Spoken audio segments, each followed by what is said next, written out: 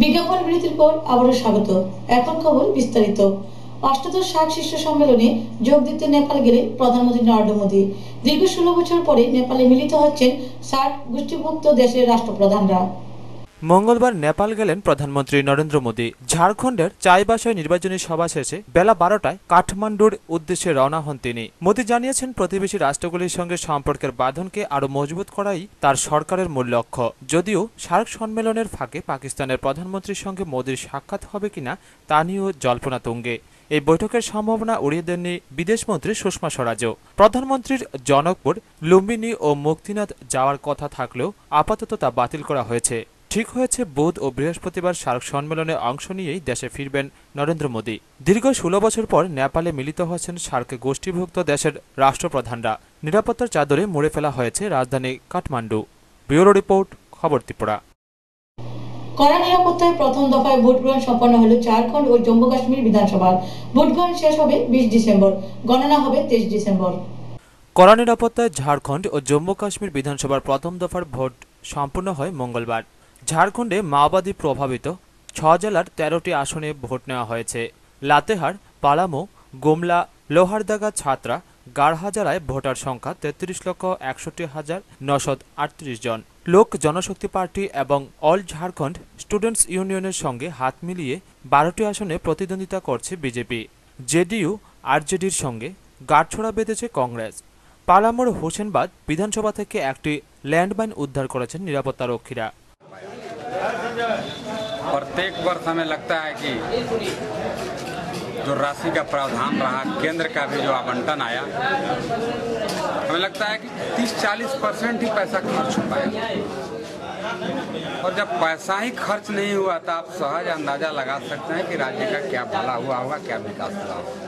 आज आप गांव देहात में चलिए, NRHM का बहुत सारा फंड प्रत्येक वर्ष लैप्स कर रहा है, लेकिन अस्पताल में जाइए दवाई नहीं है। ये हाल है यहाँ का चिकित्सीय व्यवस्था का। ये सब समस्या के निदान के लिए इस बार हम लोगों ने ठाना है कि भाई इस बार प्रदेश में अस्थायी सरकार बने और भाई नरेंद्र भाई मोदी जी के निर्देशन में इस झारखंड का भी विकास हो। मुद्दा हम लोगों का कोई नया थोड़े है।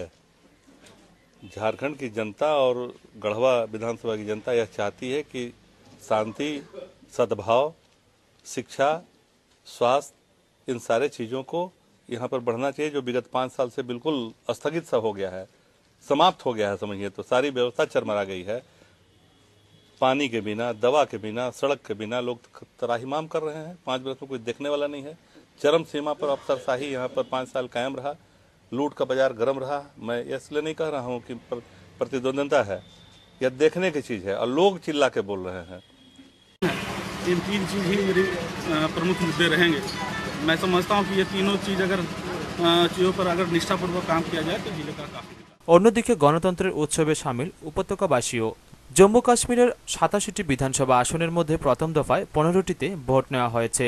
সন্মুখ সমরে ন্যাশনাল কনফারেন্স ও পিপলস ডেমোক্রেটিক পার্টি। লড়াইয়ে রয়েছে বিজেপিও।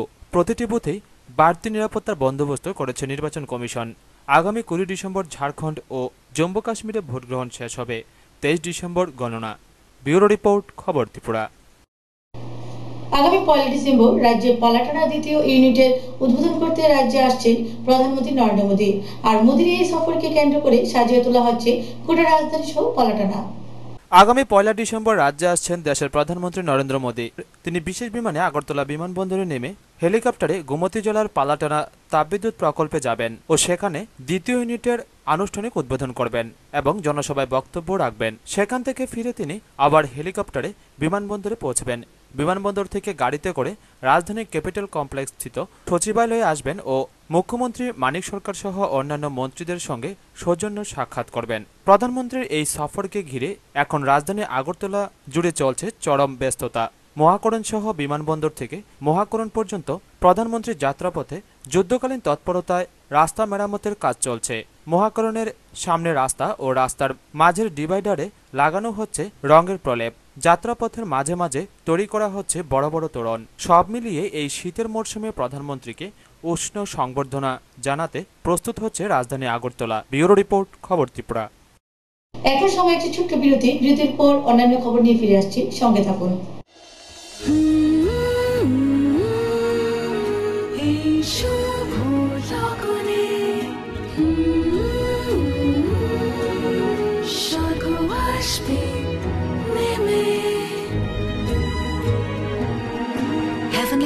collections from PC Chandra Jewelers. PC Chandra জুয়েলার্সের Agartala showroom, Hariganga Basak road, Paradise Chowmuhani, Agartala, Tripura.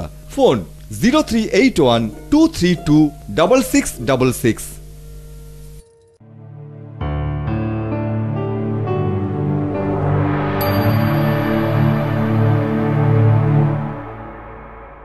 বিজ্ঞাপন বিরতির পর আবারও স্বাগত। ভিত্তিপ্রস্তর স্থাপন হলো চণ্ডীপুর আরডি ব্লক কার্যালয় ভবনের। অনুষ্ঠানে শুভ উদ্বোধন করেন মন্ত্রী তপন চক্রবর্তী। 1,36,00,000 টাকায় ব্যয়ে নির্মিত হবে এই ভবনটি। চণ্ডীপুর আরডি ব্লক কার্যালয়ের ভবনের ভিত্তিপ্রস্তর স্থাপন অনুষ্ঠানের শুভ উদ্বোধন করেন ত্রিপুরা সরকারের বিদ্যালয় শিক্ষা, শিল্প, বাণিজ্য, আইন ও পরিষদের মন্ত্রী তপন চক্রবর্তী। অনুষ্ঠানে উপস্থিত ছিলেন ত্রিপুরা বিধানসভার সদস্য টুনুবালা মালাকার, ঊনকোটি জেলার জেলা পরিষদের সভাধিপতি কল্পনা দেবনাথ, ঊনকোটি জেলার জেলা শাসক গোপিকা রঞ্জন দাস, মহকুমা শাসক অজিত শুক্ল দাস, ঊনকোটি জেলার বাস্তুকার, চণ্ডীপুর ব্লকের বিডিও শিবজ্যোতি দত্ত সহ অন্যান্যরা। অনুষ্ঠানে সভাপতিত্ব করেন চণ্ডীপুর ব্লকের ভাইস চেয়ারম্যান পুলিন পাল। ভবনের শিলান্যাস করে মন্ত্রী তপন চক্রবর্তী বলেন, মানুষের কাছে প্রশাসনকে পৌঁছে দেওয়ার লক্ষ্যে বামফ্রন্ট সরকার কাজ করছে। তিনি আরও বলেন, এই ভবন নির্মাণে ব্যয় হবে 1,36,00,000 টাকা। এই কাজ করবেন রাজ্য সরকারের আরডি দপ্তর। বাছাই করা জেলার মধ্যে রেগা চালু হবে, বাছাই করা ব্লক। এরকম ভাবে আমাদের রাজ্যের 15টা ব্লককে তারা সিলেক্ট করেছে, 15টা ব্লকে রেগা চালু থাকবে। সারা দেশে এইটা হয়। আমরা বলেছি রেগা বন্ধ হলে সারা দেশে আগুন জ্বলবে। সারা দেশের গ্রামীণ মানুষ, পাহাড়ের মানুষ, বিপিএল এপিএল যে নতুন দল করছে, কোন আন্দোলন আছে? শহরে যারা মানুষকে বিভ্রান্ত করছে। ব্যুরো রিপোর্ট, খবর ত্রিপুরা। আগামী 1 ডিসেম্বর রাজ্য সফরে আসছেন প্রধানমন্ত্রী নরেন্দ্র মোদী। সোমবার মহাকরণে কনফারেন্স হলে সাংবাদিকদের জানান মুখ্যমন্ত্রী মানিক সরকার। একদিনের ঝটিকা সফরে 1 ডিসেম্বর রাজ্যে আসছেন প্রধানমন্ত্রী নরেন্দ্র মোদী। ওই দিনেই ফিরে যাবেন তিনি। পালাটানার কর্মসূচি ছাড়াও রাজ্য মন্ত্রিসভার সঙ্গে মিলিত হবেন প্রধানমন্ত্রী। সেই সুযোগে রাজ্য সরকারের তরফে বিভিন্ন দাবি দেওয়া প্রসঙ্গ তুলে ধরা হবে। সোমবার মহাকরণে নবনির্মিত সদৃশ্য কনফারেন্স হলে সাংবাদিকদের সঙ্গে প্রথম বৈঠকে মুখ্যমন্ত্রী মানিক সরকার প্রধানমন্ত্রীর সফরসূচি ঘোষণা করেন। আপাতত প্রধানমন্ত্রীর দপ্তর থেকে এই সফরসূচি জানানো হয়েছে। মুখ্যমন্ত্রী বলেন, 1 ডিসেম্বর প্রধানমন্ত্রী দুপুরে রাজ্যে আসবেন, আগরতলা থেকে পালাটানায় যাবেন। সেখানে ওটিপিসির দ্বিতীয় বিদ্যুৎ ইউনিট প্রস্তুত। এই বিদ্যুৎ ইউনিট উদ্বোধন করবেন। সেখানে একটি জনসভাতেও ভাষণ দেবেন প্রধানমন্ত্রী। পালাটানা থেকে প্রধানমন্ত্রী আগরতলায় ফিরে মহাকরণে যাবেন। সেখানে রাজ্য মন্ত্রিসভার সদস্যদের সঙ্গে মিলিত হবেন প্রধানমন্ত্রী। সেখান থেকে আগরতলা বিমানবন্দর হয়ে দিল্লি ফিরে যাবেন তিনি। প্রধানমন্ত্রী আসবেন নাগাল্যান্ডের ডিমাপুর থেকে। প্রধানমন্ত্রী রাজ্য এলে রাজ্য সরকারের পক্ষ থেকে কি কি দাবি ও প্রস্তাব দেয়া হবে তারও উল্লেখ করেন মুখ্যমন্ত্রী মানিক সরকার। মুখ্যমন্ত্রী বলেন, আগরতলা বিমানবন্দরকে একটি আন্তর্জাতিক বিমানবন্দর হিসেবে গড়ে তোলারও দাবি জানানো হবে, যাতে এই বিমানবন্দরের সঙ্গে ঢাকা, চট্টগ্রাম, দক্ষিণ পূর্ব এশিয়ার বিভিন্ন দেশের সঙ্গে বিমান চলাচল শুরু হয়। বাংলাদেশের অন্তর্গত নদীবন্দর পোর্ট অফ কল হয়েছে। এই বছর থেকে যাতে নিয়মিত পণ্য আনা যায় তার উদ্যোগ নিতে চট্টগ্রাম বন্দর ব্যবহারের সুযোগ তৈরির উদ্যোগ নিতে অনুরোধ করা হবে। এছাড়া অন্য কিছু দাবি ও প্রস্তাব থাকবে। তবে মুখ্যমন্ত্রী স্পষ্টই বলেন, ব্রডগেজের কাজ যেভাবে শুরু হয়েছে তাতে ত্রিপুরাকে এখনও যুক্ত না করায় তিনি তার অসন্তোষের কথা ব্যক্ত করেন। আমাদের মাননীয় প্রধানমন্ত্রী ত্রিপুরা সফরে আসছেন। 1 ডিসেম্বর তিনি দুপুরবেলা ডিমাপুর থেকে আগরতলায় আসবেন। সেখান থেকে পালাটানায় যাবেন। পালাটানায় আমাদের যে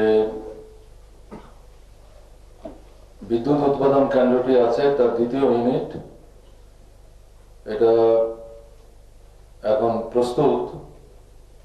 জাতির উদ্দেশ্যে প্রধানমন্ত্রী এটা সেদিন উৎসর্গ করবেন। তারপর সেখানে জনগণের একটি সমাবেশ হবে, তাদের উদ্দেশ্যে তিনি কথা বলবেন। সেখান থেকে ফিরে আসবেন আগরতলায় এবং আগরতলায় ফিরে এসে আমাদের সচিবালয়ে আসবেন, মন্ত্রিসভার সদস্যদের সাথে বসে কথাবার্তা বলবেন, তারপর সেখান থেকে তিনি এয়ারপোর্ট চলে যাবেন এবং দিল্লির উদ্দেশ্যে যাত্রা করবেন। এখন পর্যন্ত প্রধানমন্ত্রীর অফিসের সাথে প্রতিনিয়ত যোগাযোগ ইত্যাদির ভিত্তিতে যে ইন্ডিকেশন আমাদের দেওয়া হয়েছে সেটা আপনাদের জ্ঞাতার্থে এখানে আমি তুলে ধরলাম। উল্লেখ্য, প্রধানমন্ত্রীকে রাজ্যে আসার জন্য মুখ্যমন্ত্রী আমন্ত্রণ জানিয়েছিলেন। প্রধানমন্ত্রী হওয়ার পর এই প্রথম নরেন্দ্র মোদী রাজ্যে আসছেন। ব্যুরো রিপোর্ট, খবর ত্রিপুরা। বহিরাজ্যে পাচারের অভিযোগে আমবাসা থানা পুলিশ আটক করল এক মহিলা ও একজন পুরুষকে। তাদের আদালতে সোপর্দ করা হয়। এই ঘটনায় চাঞ্চল্য ছড়িয়েছে গোটা এলাকা জুড়ে। সংবাদে প্রকাশ, সীমা চক্রবর্তী ওরফে সোমা তার বাপের বাড়ি আমবাসার ডোলোবাড়িতে। তিনি প্রায় সময়ই বাপের বাড়িতে এসে এখানকার মেয়েদের বহিরাজ্যে অর্থাৎ দিল্লি, হরিয়ানা সহ বিভিন্ন জায়গায় নিয়ে বিয়ে করান বলে জানা যায়। ৩-৪ জন মেয়েকে নিয়ে বিয়েও করিয়েছেন বলে সীমা নিজেই স্বীকার করেন। প্রতিবারের মতো এবার বাপের বাড়িতে আসে সোমা। সঙ্গে নিয়ে আসেন পাত্র ধীরজ কুমারকে। এবার ধীরজকে বিয়ে করাবে বলে আমবাসায় নিয়ে আসেন সোমা।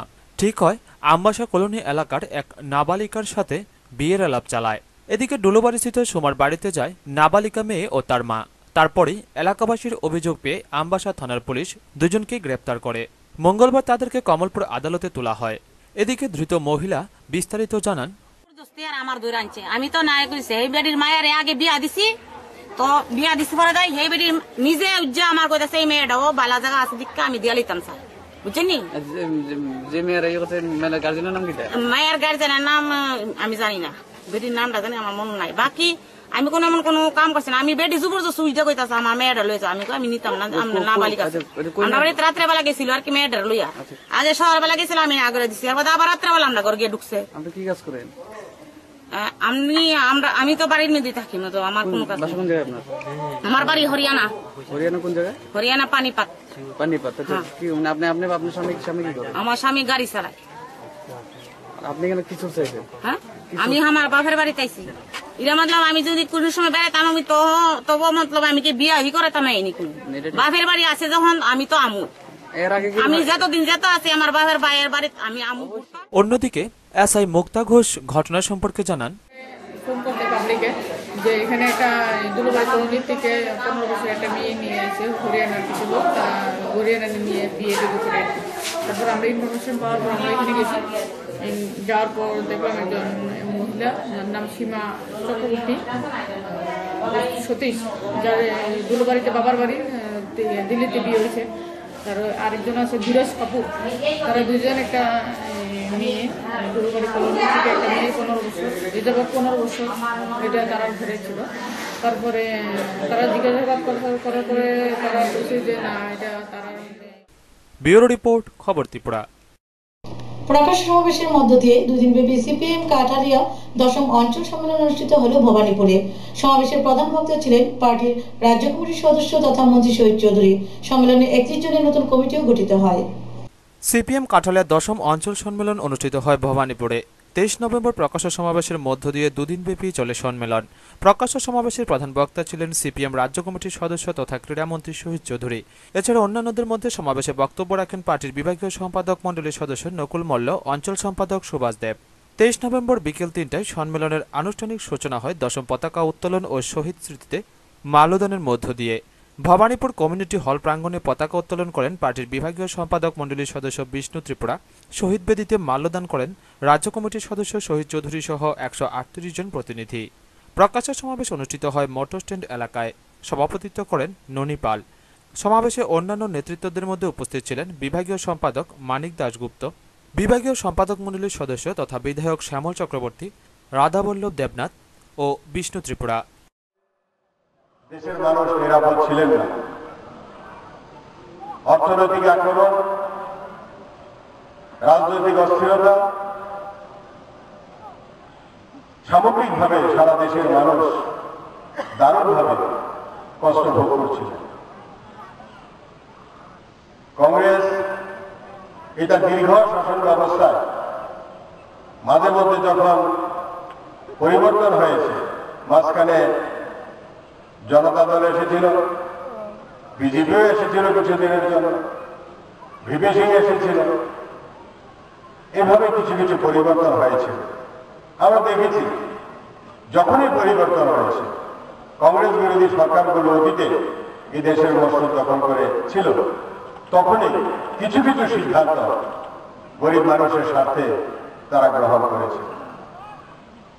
কিন্তু দুর্ভাগ্যের বিষয়, কংগ্রেসের এই সিংহভাগ রাজত্বে সারা দেশটা যে শাসন করেছে, সাধারণ মানুষের কথা বলে, সাধারণ মানুষের সমর্থন দিয়ে তারা প্রকাশ্য সমাবেশ শেষে সন্ধ্যায় শুরু হয় ত্রিবার্ষিক 10ম অঞ্চল সম্মেলন। উদ্বোধক ছিলেন পার্টির বিভাগীয় সম্পাদক মণ্ডলীর সদস্য বিধায়ক শ্যামল চক্রবর্তী। সাংগঠনিক প্রতিবেদনের উপর 42 জন প্রতিনিধি আলোচনার শেষে 31 জনের নতুন অঞ্চল কমিটির সম্পাদক নির্বাচিত হন ননী পাল।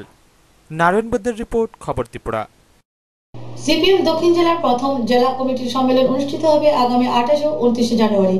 আর এই সম্মেলনকে সাফল্য করে তুলতে বিলোনিয়া টাউন হলে অনুষ্ঠিত হয় প্রস্তুতি কমিটির এক সভা। উপস্থিত ছিলেন বিধায়ক বাসুদেব মজুমদার সহ অন্যান্য নেতৃত্বরা। সঞ্চিত শক্তিকে সংহত করে আরও বেশি মানুষকে নিজেদের সঙ্গে আনার জন্য সিপিআইএম পার্টির নতুন জেলা কমিটির গুরুত্বপূর্ণ দায়িত্ব নেবে আগামীতে। আর তার এই প্রথমবারের মতো জেলা সম্মেলনকে ঐতিহাসিক করে খামতি রাখতে নারাজ বাম কর্মী সমর্থকরা। মঙ্গলবার বিলোনিয়া টাউন হলে দক্ষিণ জেলা কমিটির প্রথম সম্মেলন উপলক্ষে প্রস্তুত কমিটির সভায় এমনই বার্তা দিলেন পার্টির নেতৃত্বরা।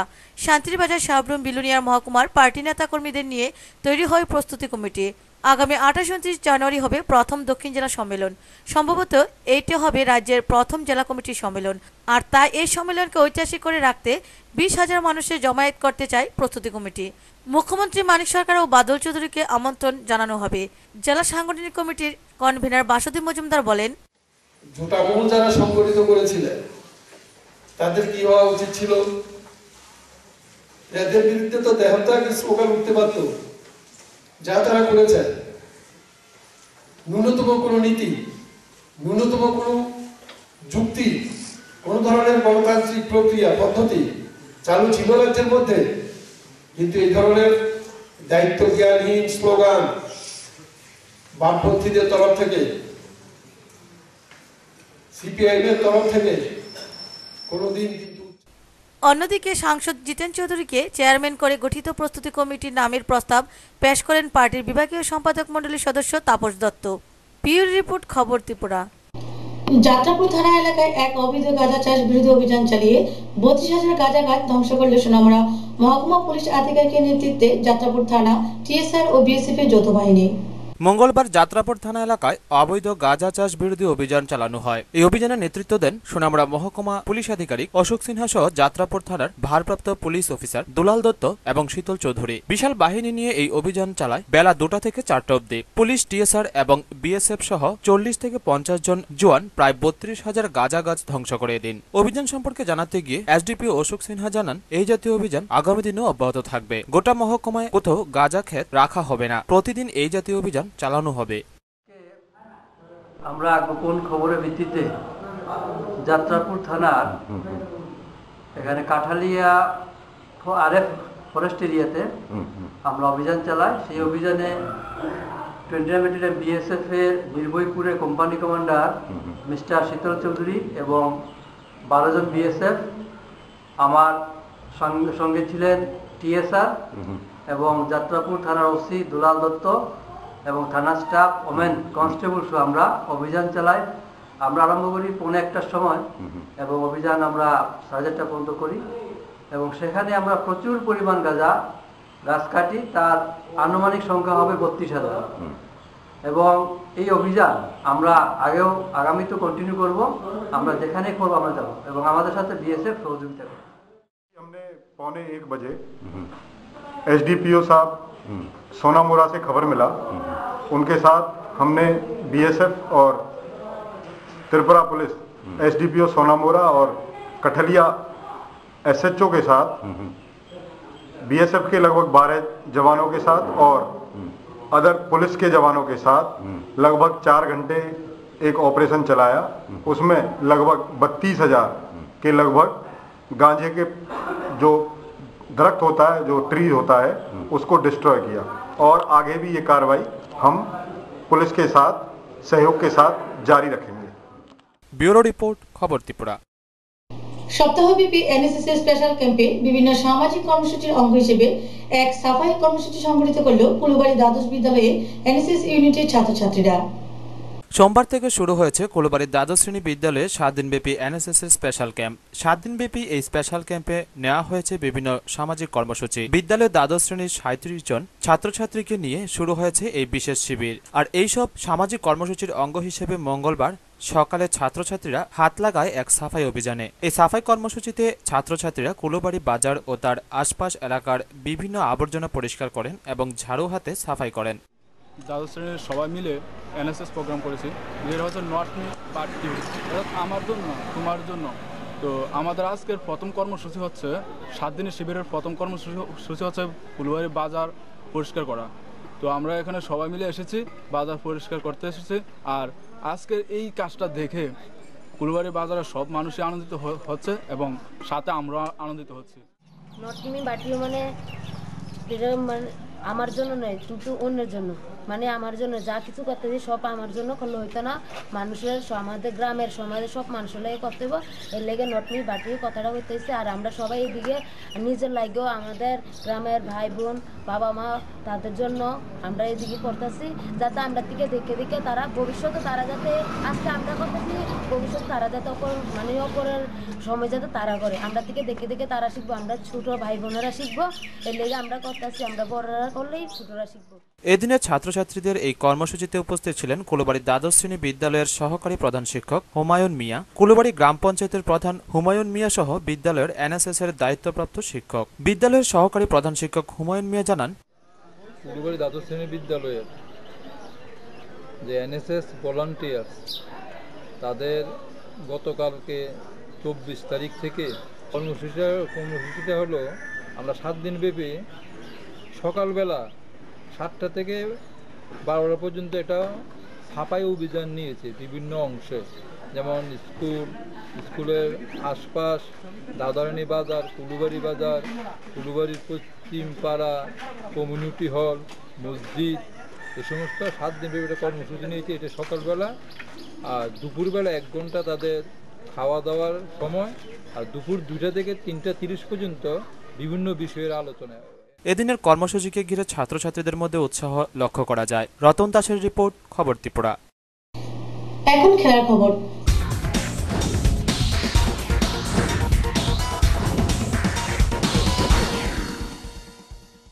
উদয়পুর কেবিআই মাঠে অনুষ্ঠিত সুস্মিতা স্মৃতি প্রাইজ মানি নকআউট ফুটবল টুর্নামেন্টে শিরোপা দখল করল জম্পুই জেলা প্লে সেন্টার। খেলা উপভোগ করতে মাঠে উপস্থিত ছিলেন মন্ত্রী রতন ভৌমিক সহ অন্যান্যরা। সুস্মিতা স্মৃতি প্রাইজ মানি নকআউট ফুটবল টুর্নামেন্টের ফাইনাল ম্যাচ অনুষ্ঠিত হয় মঙ্গলবার। উদয়পুর কেবিআই মাঠে ফাইনাল ম্যাচে জম্পুই জেলা প্লে সেন্টার পালাটানা একাদশকে হারিয়ে চ্যাম্পিয়নের শিরোপা দখল করে। এদিন খেলা নির্ধারিত সময়ে 2-2 গোলে ম্যাচ ড্র হয়। পরে টাইব্রেকারে 4-3 গোলে জয় পায় জম্পুই জেলা প্লে সেন্টার। খেলার প্রথমার্ধে 9 মিনিটে জম্পুই জেলার রণবীর কলুই প্রথম গোলটি করে। 13 মিনিটের মাথায় পালাটানার মোহাম্মদ সেলিম সমতা ফেরায়। দ্বিতীয়ার্ধে 8 মিনিটে পেনাল্টি শুট আউট থেকে 2-1 গোলে জম্পুই জেলাকে এগিয়ে দেয় অমিত দেববর্মা। 25 মিনিটের মাথায় পালাটানার প্রণব সরকারের দুরন্ত কর্নার কিক থেকে খেলার আবার সমতা ফেরায় মোহাম্মদ সেলিম। টাইব্রেকারে জম্পুই জেলার পক্ষে জয়সূচক গোলটি করে উপেন দেববর্মা। এদিনের ফাইনাল ম্যাচে অতিথি হিসেবে ছিলেন রাজ্যের মন্ত্রী রতন ভৌমিক, বিধায়ক মাধব সাহা, জেলা বনাধিকারিক ডব্লিউ ভুটিয়া প্রমুখ। উল্লেখ্য, গত 14 নভেম্বর থেকে কেবিআই মাঠে কেবিআই মর্নিং প্লে সেন্টারের উদ্যোগে শুরু হয়েছিল এই প্রতিযোগিতা। মোট 9টি দল অংশ নিয়েছিল। এদিনের ফাইনাল ম্যাচ চরম উত্তেজনায় ছিল। দর্শক ছিল ব্যাপক পরিমাণে। চ্যাম্পিয়ন দল জম্পুই জেলা প্লে সেন্টারকে 10,000 টাকার চেক ও ট্রফি এবং রানার্স টিম পালাটানা একাদশকে 7,000 টাকা ও ট্রফি তুলে দেওয়া হয়। সঙ্গে বেস্ট প্লেয়ার পালাটানা প্রণব সরকার, বেস্ট স্কোরার জম্পুই জেলার রণবীর কলুই এবং বেস্ট গোলকিপার উদয়পুর কলেজের রাজু দেববর্মাকে পুরস্কৃত করা হয়। তারা বিভিন্নভাবে তাদের সাথে যুক্ত থেকে খেলাধুলা সংগঠিত করছে। আমরা শুধু সুইমিং পুল না, আমরা খেলাধুলার জন্য বিভিন্ন স্টেডিয়াম তৈরি করার জন্য এর মধ্যে উদ্যোগ নিয়েছি। আপনারা জানেন আগরতলা দশরথদেব স্টেডিয়ামকে আরো আধুনিক করার জন্য এর মধ্যে উদ্যোগ নেওয়া হয়েছে। আমরা স্পোর্টস স্কুল তৈরি করে প্রথম থেকে ছেলেমেয়েরা যাতে নিজস্ব পড়াশোনার সাথে সাথে খেলার সাথে যুক্ত হতে পারে, নিজেদের মেলে ধরতে পারে, তার জন্য উদ্যোগ নিয়েছি। এখন আমাদের চিন্তা ভাবনা হচ্ছে জেলা পর্যায়ে জন্য স্পোর্টস স্কুল তৈরি করা যায় কিনা। আমরা উদয়পুরেও আমাদের কোনো স্কুল। ব্যুরো রিপোর্ট, খবর ত্রিপুরা।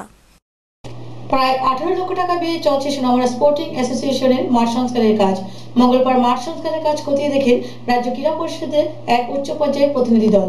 তারা সোনামুড়া কবি নজরুল মহাবিদ্যালয় স্টেডিয়াম নির্মাণের কাজও পরিদর্শন করেন। সোনামুড়া স্পোর্টিং অ্যাসোসিয়েশনের মাঠটি মহকুমার একটি ঐতিহ্যবাহী মাঠ। মাঝে মাঠটির দুদিকে তৈরি করা হয়েছিল দর্শক গ্যালারি। তারপর বেশ কয়েক বছর অতিক্রান্ত হবার পর গত প্রায় 1 বছর পূর্বে রাজ্য সরকার মাঠটি সংস্কারে হাত লাগায়। প্রায় 18 লক্ষ টাকা ব্যয়ে চলছে মাঠটি সংস্কারের কাজ। মাঠের চতুর্দিকে লাগানো হয়েছে নেট, চলছে গ্যালারি সংস্কারের কাজও। মঙ্গলবার রাজ্য ক্রীড়া পর্ষদের এক উচ্চ পর্যায়ের প্রতিনিধি দল পরিদর্শনে আসেন সোনামুড়া স্পোর্টিং অ্যাসোসিয়েশন মাঠের সংস্কারের কাজে। প্রতিনিধি দলে ছিলেন টিসিএ এর সভাপতি সৌরভ দাশগুপ্ত ও সহকারী সভাপতি আশিস ভৌমিক। এছাড়াও ছিলেন বিধায়ক শ্যামল চক্রবর্তী, সোনামুড়া স্পোর্টিং অ্যাসোসিয়েশনের সভাপতি বাসু চৌধুরী, সহসভাপতি ওহিদুর রহমান, নগর পঞ্চায়েতের ভাইস চেয়ারম্যান আবু তাহির প্রমুখ। তারা পরিদর্শন করেন মাঠের বিভিন্ন সংস্কারের কাজকর্ম নিয়ে। এছাড়াও তারা পরিদর্শন করেন সোনামুড়া কবি নজরুল মহাবিদ্যালয়ে স্টেডিয়াম নির্মাণের কাজেও। পরিদর্শন শেষে টিসিএ সভাপতি সৌরভ দাশগুপ্ত বলেন, এই মাঠে তো কাজ হয়েছে ঠিক আছে, কিন্তু যেই স্ট্যান্ডার্ডে কাজ হওয়ার কথা ছিল সেই কাজ মাঠের ভেতরের মাঠের অংশটা হয়নি, লেভেলিংটা ঠিক মতো হয়নি। এখানে লেভেলিং ঠিক করতে হবে মাঠ খেলার উপযুক্ত করতে গেলে। আর ফেন্সিং তো 3 দিকে হয়েছে, ড্রেন 3 দিকে হয়েছে, আরেক দিকে বাকি আছে। আমরা এখন টিসিএর পক্ষ থেকে সোনামুড়া ক্রিকেট অ্যাসোসিয়েশনকে আমরা আরেক দিকের ফেন্সিং করার যে ফেন্সিংটা মানে হার্ডড্রনটা আমরা সোনামুড়া ক্রিকেট অ্যাসোসিয়েশনকে স্টক ট্রান্সফার করে দেবো আমরা, তখন বাকি কাজটা এখানকার অ্যাসোসিয়েশন করবে। এটার তো টেন্ডার ছিল প্রায় 18 লক্ষ টাকার মতো। কাজটা অলরেডি এখানের যে কাজটা হয়েছে এটার ফাইনাল বিল টিসিএতে অলরেডি সাবমিট করা হয়ে গেছে।